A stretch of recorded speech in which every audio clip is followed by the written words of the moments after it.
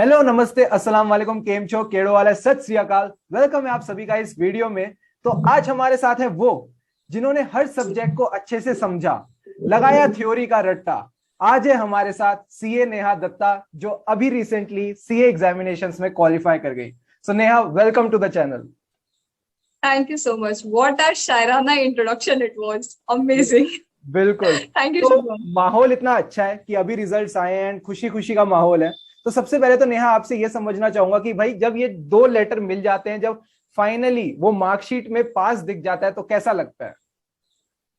Okay so result आने से कुछ दिन पहले से ही मैं रिएक्शन वीडियोस देख रही थी, तो मेरी ऐसी ख्वाहिश थी कि जब रिजल्ट आएगा तो मैं अपनी रिएक्शन वीडियो जरूर शूट करूंगी। ओके। और पर जैसे ही मैंने स्क्रीन पे अपना रिजल्ट देखा, वो चार शब्द पास, मैं स्ट्रेट 20 मिनट्स तक सिर्फ रो रही थी। रिएक्शन वीडियो तो भूल ही जाओ। और उसके बाद अगले 2 दिन तक मैं सातवें आसमान पे कि I am C Neha Datta, I am हाँ। क्वालिफाइड। वो वाला जोन होता है ना। तो हाँ, वो हाँ। 2 दिन बाद अब थोड़ा नॉर्मल नॉर्मल में वापस आ रही हूँ नीचे। और उस दिन फोन को कितनी बार चार्ज किया? बिकॉज कॉन्टिन्यूअसली व्हाट्सएप पे आ रहे होंगे, कॉल्स भी आ रही होंगी। तो मतलब मेरे को तो ये था जब मेरा रिजल्ट आया था। कॉन्टिन्यूसली लिंक्डइन पे अलग मैसेजेस, व्हाट्सएप पे अलग, तो वो तो बिल्कुल सेलिब्रिटी वाला फील था मतलब। बिल्कुल बिल्कुल। सो नेहा, मतलब पॉइंट ये है कि लिंक्डइन पे you have been a rock star, you have been motivating a lot of CA students. मतलब काफी सीए स्टूडेंट्स आपसे इंस्पिरेशन लेते हैं, डेली यू पोस्ट मैसेजेस कि भाई खुश रहो, पॉजिटिव रहो।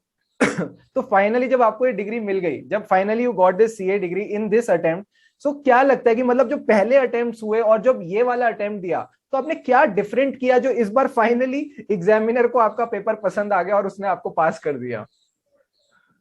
ओके सो क्या होता है ना, जब भी हम लोग अपने सीए के एग्जाम्स के लिए प्रिपेयर करते हैं, हमें सब लोगों को ना कुछ कुछ चीजें पता होती हैं, क्योंकि हम इतना ऑलरेडी एग्जाम अपियर करने से पहले ही हम रैंकर्स के वीडियोस देखते हैं और अपने टीचर से सुनते हैं। तो उनमें हाँ। कुछ बातें क्या होती हैं कि आपको एमटीपी जरूर लिखने चाहिए, आपको इंस्टीट्यूट का मटेरियल पढ़ना चाहिए, आपको हम्म। शॉर्ट नोट्स बनाने चाहिए। तब क्या लगता है कि यार, वो डायलॉग होता है ना, बाप को मत सिखा, हमें ज्ञान सब मत पता है। बांटो, ज्ञान मत मतलब बांटो। हाँ। कि हाँ, क्या ज्ञान बांट रहे हो ये, हमें मत बताओ। पर क्या वही गलती मैंने करी शुरू के अटेम्प्ट में, मैंने उस चीज को बिल्कुल नेग्लेक्ट करा। हम अपने जोन में अपने तरीके से पढ़ाई करते हैं, पर जब फिर अटेम्प्ट लगता है ना, तब चीजें समझ आती हैं कुछ। तो इसमें मैंने इस अटेम्प्ट में मैंने क्या करा कि मेरा जो प्रीवियस अटेम्प्ट था, मैंने उसकी आंसर शीट्स मंगवाई आरटीआई के थ्रू। ओके। उसमें मैंने क्या देखा, आई शेयर एन इंसिडेंट, कि हम्म। मेरे एसएफएम में 33 मार्क्स आए थे। तो हम्म। मुझे आई वाज शॉक्ड कि ऐसा कैसे हो सकता है कि 40 तक नहीं आए मेरे।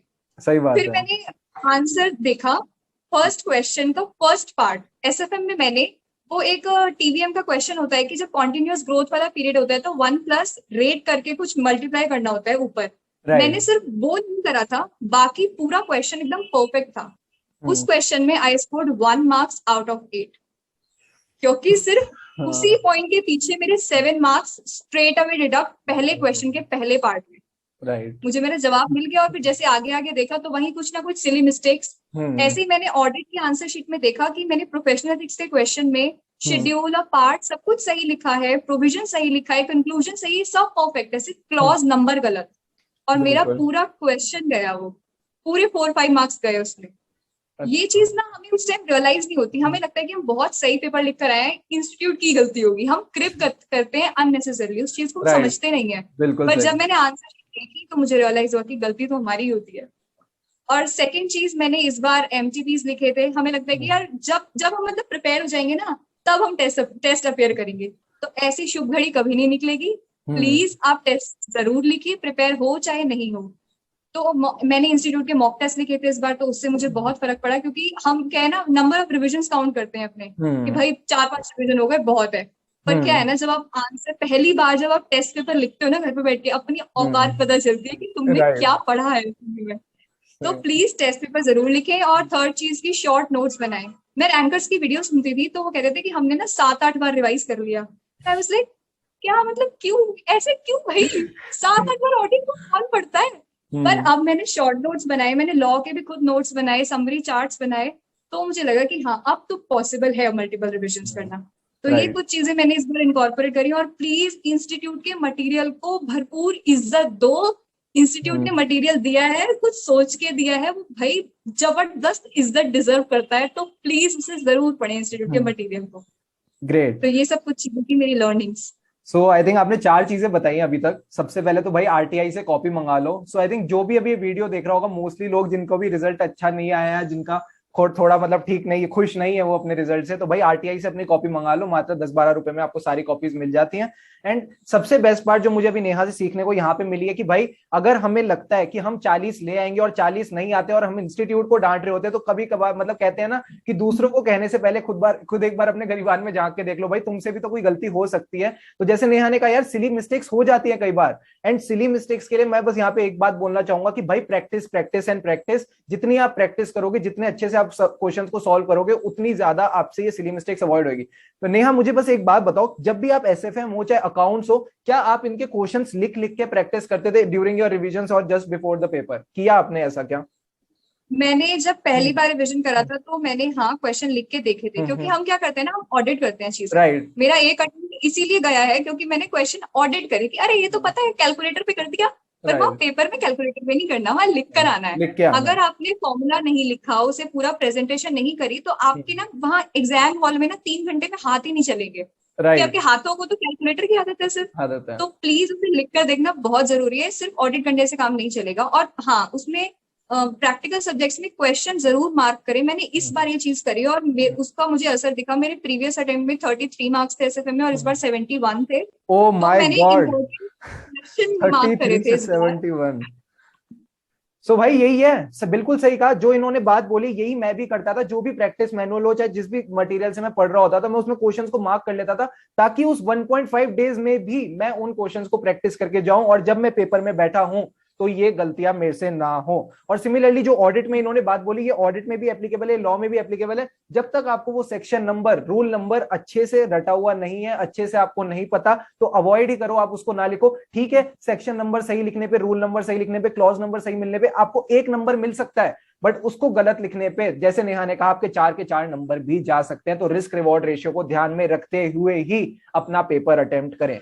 दूसरी चीज आती है भाई मॉक टेस्ट। सिंपल सी बात है, मैं कह कह के थक गया। Do write a mock to avoid a shock in exam. भाई साहब, एग्जाम में जब आप वो 3 घंटे पेपर के साथ बैठते हो, तब आपका वो जो सफर है ना, वो इतना आसान हो जाता है अगर आपने वही चीज घर बैठे एक बार कर रखी है। और मैं एक बात और मानता हूं, अगर कोई भी एक सीए स्टूडेंट मॉक टेस्ट लिख लेता है ना, उसको कभी भी इंस्टीट्यूट फेल नहीं कर सकता। क्यों नहीं कर सकता? मॉक लिखने के बाद अगर उसका मॉक खराब हो गया, वो पेपर देने जाएगा ही नहीं, तो इंस्टीट्यूट फेल कैसे करेगा? और मॉक लिखने के बाद मॉक अच्छा हो गया तो उसका कॉन्फिडेंस इतना बढ़ जाएगा, क्योंकि उसको पास होने से कोई नहीं रोक सकता। तो मॉक लिखना बहुत जरूरी है। और नेहा ने एक बात और अच्छी बोली, भाई आईसीआई के मॉक टेस्ट दे दो, आईसीआई के मॉक टेस्ट को इज्जत दे दो। क्यों इतनी महंगी महंगी टेस्ट सीरीज के पीछे भागते हो? आईसीआई के मॉक टेस्ट ही बहुत बढ़िया होते हैं। नेहा मुझे एक बात बताओ, आपने मॉक टेस्ट कौन सा लिखा था? मैं मार्च वाला लिखा था, अप्रैल वाला लिखा था?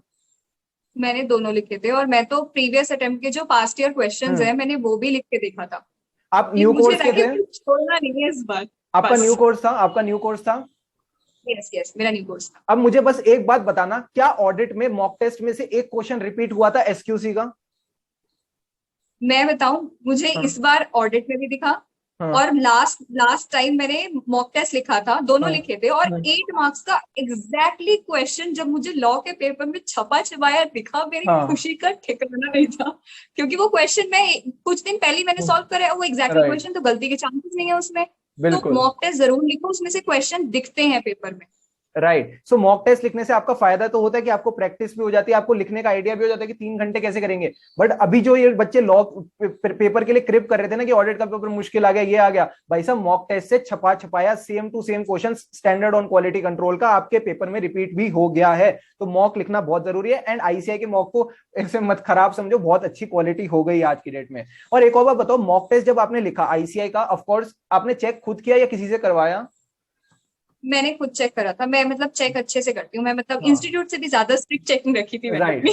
सो आप खुद भी चेक कर सकते हो, अपने पे थोड़ा बिलीव रखो कि जो आपने लिखा है, जो इंस्टीट्यूट का सजेस्टेड है, उनको कंपेयर करके आप अकॉर्डिंगली अपने आप को नंबर देते चलो। तीसरी चीज जो और मुझे एक और चीज हाँ, आई हाँ, want to add into this, कि जैसे हमें क्या लगता है ना कि सब हम क्या सुनते हैं कि बिल्कुल सेम लैंग्वेज लिखनी होती है, राइट, लैंग्वेज लिखनी होती है। लैंग्वेज नहीं लिखनी होती है, हम्म, कीवर्ड्स लिखने होते हैं सेम। राइट, तो अगर आपके आंसर में वो कीवर्ड्स हैं तो आप सही है, मार्क्स मिलेंगे उसमें आपको। पूरा लैंग्वेज तो कोई भी नहीं पढ़ सकता ना, रट कौन लेगा सारी लैंग्वेज, पर सारे कीवर्ड लैंग्वेज। जरूर याद रखना। बिल्कुल। एंड इसी से ना थर्ड पॉइंट जो आपने बोला था ना शॉर्ट नोट्स वाला, आपने क्या कहा था, रैंकर्स और ये जो लोग होते हैं जो 6-6 बार 7-7 बार रिवाइज करते हैं, भाई साहब सिंपल सी बात है, मटेरियल सबको सेम मिला हुआ है, उस मटेरियल को आप अपने लिए जितना कंफर्टेबल बनाओगे उतना कंफर्टेबल आपके लिए वो 1.5 डेज होगा जब आपने उस पूरे सिलेबस को रिवाइज करना है। जरूरी नहीं है आप शॉर्ट नोट्स अलग अलग ऐसे पेजेस निकाल निकाल के उन पे बनाओ, आप अपनी बुक में भी, साइड में भी, बुक के ऊपर, बुक के नीचे, कहीं पे भी आप ऐसे लिख सकते हो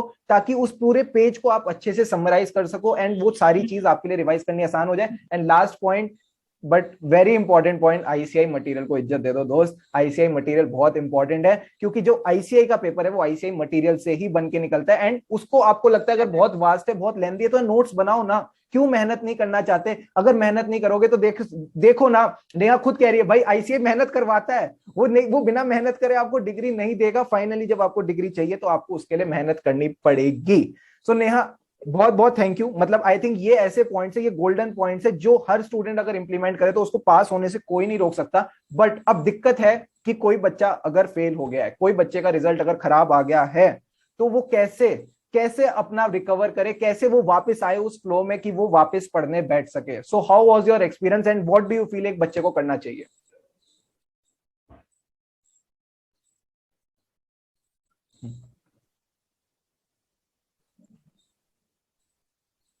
तो उसमें क्या है ना, जैसे आपने रिजल्ट देखा, अब हो गया, अब तो जो होना था, जो राइट। नहीं होना चाहिए था वो हो चुका है। हम्म। तो प्लीज पहले तो उस चीज को एक्सेप्ट कर लो, 2-3 दिन लगाओ उस चीज को एक्सेप्ट करने में कि ठीक है मैं फेल हो गई, कोई बात नहीं। उसको हम्म। इतना ज्यादा, और प्लीज रिजल्ट के बाद जो ये क्रिबिंग शुरू होती है ना, हम्म। उससे बहुत बहुत बचना है आपको। अब जो हो गया हो गया, क्रिब मत करो, गलती हमारी ही होती है। हम्म। उस चीज को थोड़ा एनालाइज करो, हम्म। वापस से शुरू से सारी किताबें उठाने से पहले एक बार देखो कि कहाँ कहाँ गलती हुई होगी मुझसे। जैसे मैं फेल हुई तो मुझे क्या रियलाइज हुआ कि एसएफएम में ना मैं रट्टे मार रही थी क्वेश्चन के, लिटरली मुझे समझ नहीं आता था एसएफएम में क्या हो रहा है, मैं रट्टे मार रही थी क्वेश्चन के। तो मुझे हाँ। लगा कि अब इस बार नेहा अप्रोच चेंज करनी पड़ेगी। तो हम्म। अगर अप्रोच चेंज करनी पड़े तो please go for it, change your approach. ऐसे कोई नहीं कि हम जो कर रहे थे बिल्कुल वही करते जाएंगे तो फिर सेम ही रिजल्ट आएगा ना। तो मैंने राइट। रियलाइज करा कि मैं शॉर्ट नोट्स नहीं बना रही थी, शायद मेरे रिविजन में कुछ कमी हो रही थी, या मैं, और सबसे इंपॉर्टेंट चीज कि मैं ना वो 1.5 डे को दिमाग में रख के नहीं पढ़ रही थी, हम्म। क्योंकि मैं क्वेश्चन मार्क नहीं कर रही थी, मैं शॉर्ट नोट्स नहीं बना रही थी, तो मुझे नहीं पता कि उस 1.5 डे जो मुझे मिलेगा मैं उसमें क्या करूंगी। तो मैंने हम्म। इस बार उस टाइम को, उस 1.5 दिन को ध्यान में रख के अपनी पढ़ाई शुरू करी। तो मेरी अप्रोच वही थी कि मैं उस टाइम में सारा पढ़ पाऊं जो मैं अभी पढ़ रही हूँ। तो ये हम्म। अप्रोच चेंज करो और एनालाइज करो चीजों को, और प्लीज क्रिबिंग से बचो। क्रिबिंग करके कुछ नहीं होगा दोस्तों, क्या करो, रोना रोना बंद करो, इंस्टीट्यूट हमें फेल करा, इंस्टीट्यूट की कोई किसी से जाति दुश्मनी नहीं है। राइट। प्लीज अपनी गलती को समझो, एनालाइज करो, एंड इट्स ओके। ग्रेट। सो भाई सबसे पहले तो एक्सेप्ट करना बहुत जरूरी है। मतलब आई फील कि पता है पॉइंट क्या है कि सीए कोर्स ऐसा है कि इसमें फेलियर अनअवॉइडेबल है। मतलब अगर देखा जाए पास परसेंटेज कितनी आती है, 15-20% है, तो ऑब्वियस सी बात है कि 80% पॉपुलेशन ऐसी होगी, 85% पॉपुलेशन ऐसी होगी जिसको नेगेटिव रिजल्ट देखना पड़ेगा। सो कहीं ना कहीं आपको ये बात पता थी, ठीक है, आपकी प्रिपरेशन में कुछ कमी रह गई, आपने वो चीज नहीं करी, तो उसको एक्सेप्ट कर लो ना कि भाई हाँ गलती हुई है मेरे से। क्योंकि अगर आप ये एक्सेप्ट कर लोगे ना गलती हुई है तो गलती सुधार पाओगे। बट अगर आप यही मान लोगे यार मैंने कोई गलती नहीं करी, आईसीआई में गलती है, तो भाई साहब वो गलती कभी सुधरेगी ही नहीं। सबसे पहले ये मानना जरूरी है कि आप में कुछ कमी है, तभी आप उस कमी को पूरा कर पाओगे। एंड दूसरा यही है कि जो इन्होंने कहा व्हाट वेंट रॉन्ग, जब आपको पता चल जाएगा कि आपके अंदर कमी है तो आपने देखना है उस कमी को कैसे सुधारना है, और आपको उन कमियों को पूरा करोगे तो ऑटोमेटिकली पास भी हो जाओगे। एंड 1.5 डेज तो बहुत इंपॉर्टेंट है, सब यही कहते हैं अगर उस 1.5 दिन में नहीं पढ़ा तो आपने नहीं पढ़ा। यानी अपने नोट्स अपने क्वेश्चंस को मार्क करके रखो ताकि वो 1.5 दिन आपका मजेदार बन जाए। ग्रेट नेहा। अब नेहा मेन तो हमें मेन जो मतलब इस I think it would be the highlight of this episode, ये बताओ यार आपको क्या चीज है जिसने मोटिवेटेड रखा? मतलब ठीक है हम उभर के आ गए, हम बैठ गए पढ़ाई पढ़ने, उसके बाद फिर से हमें यही लगता है यार क्यों कर रहे हैं हम सीए, क्या है इस कोर्स में ऐसा? क्योंकि ठीक है मेरे को भी सीए की डिग्री मिल गई, ऐसा तो था नहीं जैसा मैं रोज उठता था वैसे ही मैं उठा अगले दिन भी, मेरे पास बस था नामली ऑन पेपर मेरे पास सीए की डिग्री थी। बट क्या होता है, व्हाट कीप्स यू मोटिवेटेड कि भाई आप पूरे टाइम मोटिवेटेड रहो और पढ़ते रहो, कैसे हो सकता है वो? मुझे चाहिए था अपने नाम के आगे प्रीफिक्स, बस अच्छा। चाहिए तो फिर चाहिए। क्योंकि मुझे वो था कि मैंने, क्योंकि जब हम क्या होता है ना, जब हम सीपीटी में आते हैं ना, सबसे पहले क्या करते हैं, हम अपने नाम के आगे सीए लिख के देखते हैं कैसा लग रहा है। कैसा लग रहा अपनी हर नोटबुक पे लिखते हैं, पीछे टेक्स्ट बुक के पीछे लिखते हैं, सब जगह लिखते हैं, तो कहीं ना बहुत अटैच हो जाते हैं उस चीज से। राइट। तो फिर जब सेटबैक लगता है कि छोड़ देते हैं, क्विट कर देते हैं, पर कि नहीं यार, वो कहीं ना कहीं हमने सोच रखा है ना, तो वो तो पूरा करना है। तो हम्म। बस वही था कि नाम के आगे तो सीएच चाहिए चाहिए। और चाहिए चाहिए तो ठीक है, बट फिर भी मतलब यार कई दिन ऐसे होते हैं यार, मन नहीं करता यार कि बहुत बड़े परेशान हो गए यार, हर बार हम अटेम्प्ट दे रहे हैं, हर बार आईसीआई क्लियर नहीं कर रहा। एक ही चीज को मतलब पॉइंट ये है कि मैं अगर सोचता हूँ कि अगर क्या मुझे वो किताबें फिर से उठानी पड़ती, क्या मैं उस मोटिवेशन के साथ, उस एनर्जी के साथ वापस कैसे पढूं, मतलब क्या लाऊं मैं, क्या थॉट लेके आऊं अपने अंदर कि मैं वापस उस एनर्जी के साथ वापस उन किताबों के साथ बैठ जाऊं। व्हाट इज दैट एक थॉट, तो मतलब ठीक है सीए चाहिए। इस वाले टाइम के लिए मैंने एक चीज जो करी, एक चीज मैंने बहुत रियलाइज करी कि हमें पता है कि अब हम इस कोर्स में हैं, अब इस हम्म। कोर्स में फाइनल तक आ गए हैं, तो अब हम्म। हमें ये पूरा करना है।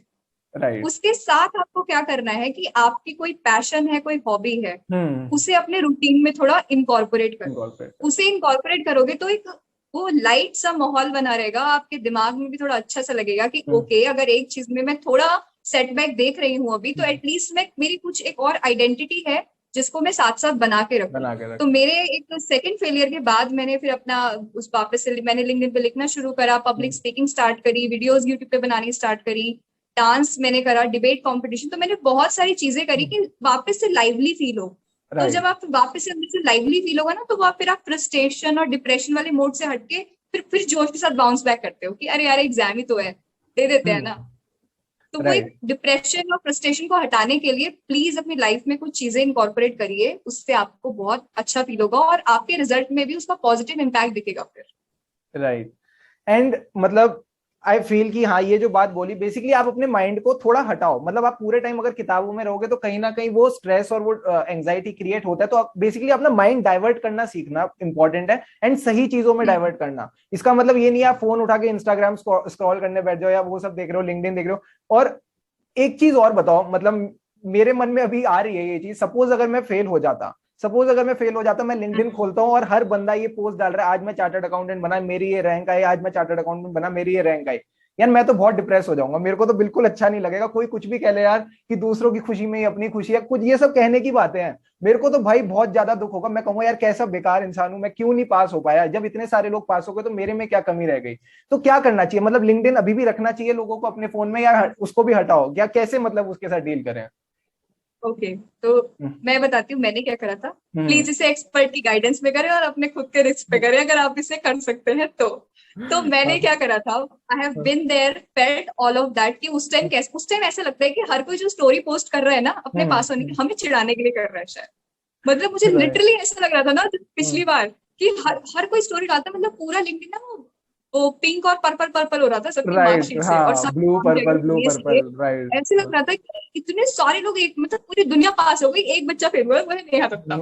लिटरली ऐसी फीलिंग थी। हाँ। तो मैंने क्या करा, पहले तो मैं ऑफिस से घर आके बहुत रोई, मतलब भयंकर रोई मैं घर आके।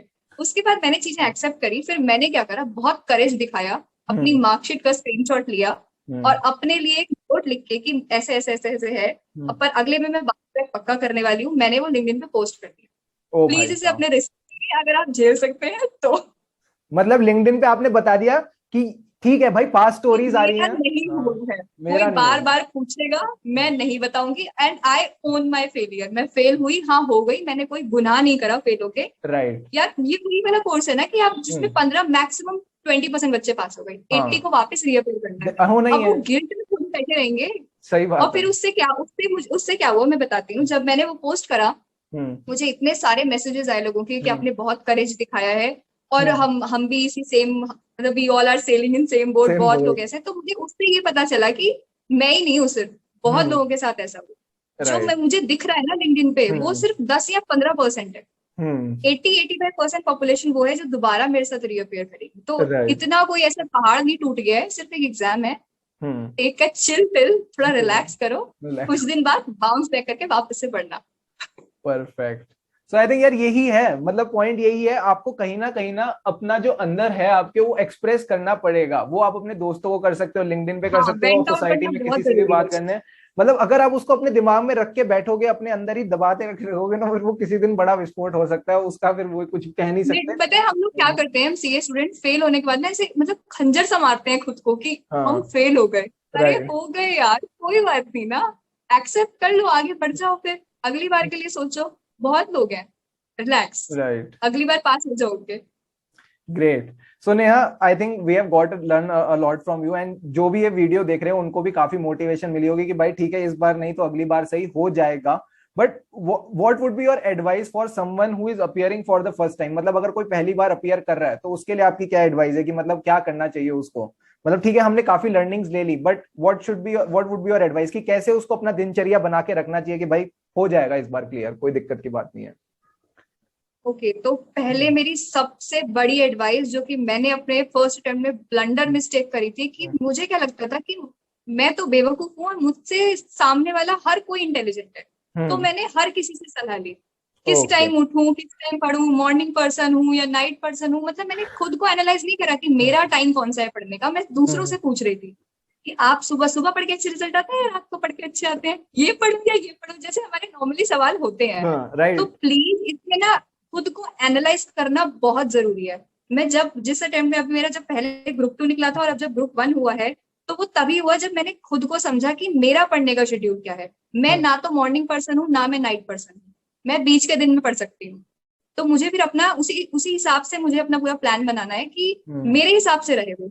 और वो जो हम देखते हैं ना, मतलब मैं किसी को कुछ नहीं कह रही इसमें, प्लीज गो फॉर इट। जो ये सब करते हैं टीचर्स, जो वीडियो आती है हमारे पास कि 30 दिन पहले क्या करें, 50 दिन पहले क्या करें, टीचर्स अपने हिसाब से सजेशन दे रहे हैं, पर आप हाँ। प्लीज उसको अपने हिसाब से कस्टमाइज करें। ये हम्म। नहीं कि किसी ने कह दिया वो पत्थर की लकीर है, अब आपको उसको पूरा करना ही करना है, ऐसा कुछ नहीं है। आप 12th तक या उससे पहले सारी पढ़ाई आप खुद करते आए हैं। आप राइट। इतने सेंसिबल हैं कि आपको पता है कि कब क्या पढ़ना है, कब उठना है, कब सोना है। अपने हम्म। खुद को समझे और अपने हिसाब से अपना प्लान बनाए। बिल्कुल। तो आई थिंक दोनों ही एडवाइस बहुत बढ़िया है, एंड आई थिंक ये दोनों ही चीजें निगलेक्टेड रह जाती हैं। हम यूट्यूब पे यही ढूंढ रहे होते हैं कि यार वो जैसे फिर हेरा फेरी में होता है 21 दिन में पैसा डबल, तो ऐसे 30 दिन में रैंक लेके आए, 50 दिन में बोथ ग्रुप्स क्लियर करे। भाई कौन सी स्कीम चल रही है? तुम्हें आईसीआई ने पेपर दिया है क्या यही टॉपिक्स आएंगे? भाई तुम कैसे कह सकते हो ऐसे? मैं फ्रेंकली बोलूं, मैं यूट्यूब जब भी खोलता हूँ ऐसी वीडियोस पे मैं देखता हूँ 30-30 हजार, 40-40 हजार, 1-1 लाख व्यूज आ रहे हैं। भाई क्योंकि पॉइंट यही है, जो बच्चा पढ़ के बैठा नहीं है, जिसने भी पूरी मतलब ऐश करी है 2-3 अब वो महीने, यही उसको सोचेगा यही ना चाहिए। 30 दिन में वो भी हाँ, कोई कुंजी उसको आएगी, चाहिए 30 कोई दिन में पुड़िया वो मिल जाए, हाँ, खिला जड़ी देंगे बूटी मिल वो। जाए, मैं बस खा जाऊं और बस अगले दिन मैं चार्टर्ड अकाउंटेंट बन जाऊं। भाई ऐसे थोड़ी होता है। मैंने कभी भी इस चीज को सपोर्ट नहीं किया, and I am very happy that Neha had coated this. मैं शायद से आपको ये चीज वापस बता नहीं पाता, अभी इन्होंने बताया तो मेरा ध्यान गया। भाई इन वीडियोस से दूर रहो, एंड दूसरा self introspection is the must.